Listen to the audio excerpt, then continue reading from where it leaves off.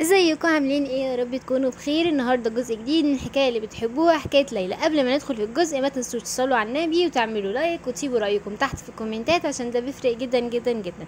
عاوزين نوصل الفيديو ده لاكبر عدد ممكن من الكومنتات.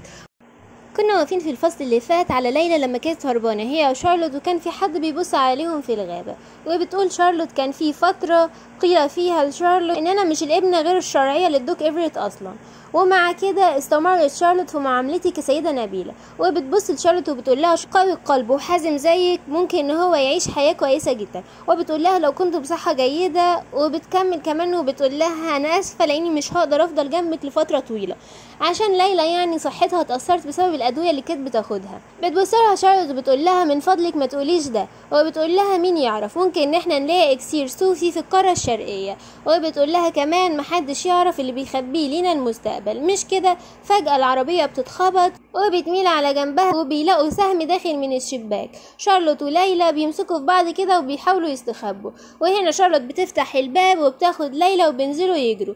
هو بيستخبوا ورا صخرة كده، وبيكون في مجموعة من المرتزقة بيتعاركوا مع الناس اللي معاهم. ليلى بتقول ليه بيوجد الكثير من قطاع الطرق هنا، لابد انهم بالعشرات والموضوع كده مش هينفع. فجأة بيسمعوا صوت حد بيقول السيدتين هنا.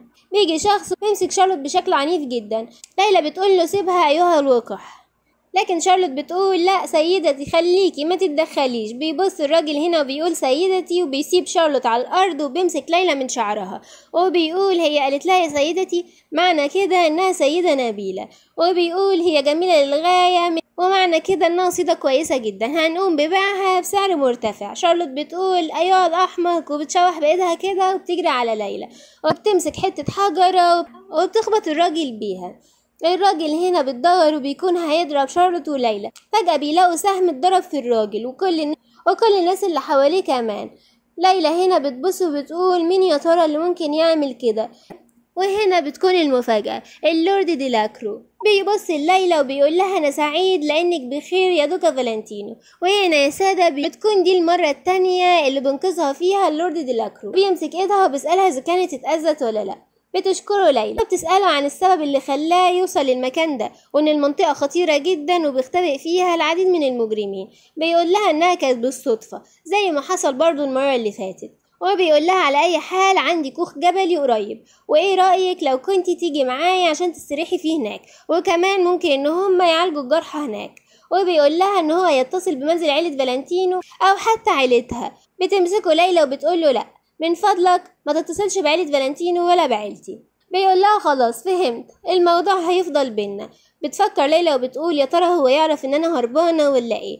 بيقول لها هنا لما الشمس هتغرب الجو هيبقى بارد جدا في الجبل وهتشعري وكأنك في منتصف الشتاء. بتفكر ليلى وبتوافق انها تروح معاه، وبعد ما تروح بتقول منظر بيته من الخارج بيبدو زي قصر ملك للشياطين، وده لانه موجود على حافة الجبل. ولما بتسأله بيقول لها ان هو بيستمتع بالحرية، والوقت بما انه وارث العائلة هو حر نسبيا، لكن بمجرد ما يورث لقب الدوق هيكون مقيد تماما. وبيقول من ناحية تانية اختي ما بتحبش الخروج كتير، هي اجتماعية لكن بتفضل قضاء الوقت في المنزل. بتبص ليلى كده وبتقول الاخوات دول ازاي ممكن ان انا اوصفهم، هما زي اشعة الشمس الساطعة في منتصف النهار. وبتقول سيو ما كانش كده ابدا. وبعدين بتبص كده وبتقول ايه اللي انا بفكر فيه ده. بيبصلها ديلاكرو وبيسألها اذا كانت بتحب السفر ولا لا. بتقول له انا معرفش، واعتقد ان انا هكتشف ده لما اسافر، وده لاني ما جربتش قبل كده. بيقول لها تعالي عاوز اوريكي حاجه، وبيفتح لها حاجه كده وبيقول لها بصي. بتكون يا ساده اللوحه اللي شافتها في المعرض. بتفكر ليلى وبتقول رجل متجول واقف وحيد في الظلام الداكن وبيحمل مصباح خافت. وبتقول انا لسه معرفش ليه بشعر بالجذب للوحه دي، وبتقول من وقت ما كنت طفلة كنت بتمنى ان في شخص يخلصني من اللي انا فيه، عشان كده خدعت نفسي بان سيو هيكون الشخص اللي هيخلصني. وبتقول اكيد انا كنت بتمنى ده دون وعي مني، وان زواجي منه هيكون طريقة لهروبي ووسيلة للتحرر من قبضة إيفريت للأبد.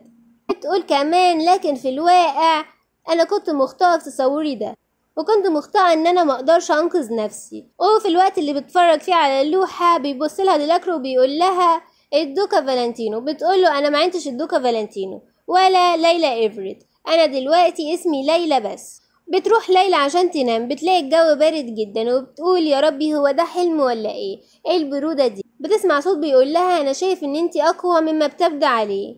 بتبص ليلى وبتقول مين اللي بيقول كده؟ بيقول لها انتي لسه ما قدرتيش تشوفيني لحد دلوقتي. وهنا يا سادة بيخلص فصلنا. يا ترى ايه اللي هيحصل في الفصل الجاي؟ هل ليلى ممكن فعلا تحب ديلاكرو وتنسى سيو، ولا ديلاكرو اصلا هيكون حد مش كويس؟ ده اللي هنعرفه من خلال الفصل الجاي. بالمناسبة ممكن كده يكون الفصل الجاي الفصل الاخير. ما تنسوش توروني حماسكم في كومنتات لطيفة تحت الفيديو ده. الى اللقاء في الفصل القادم.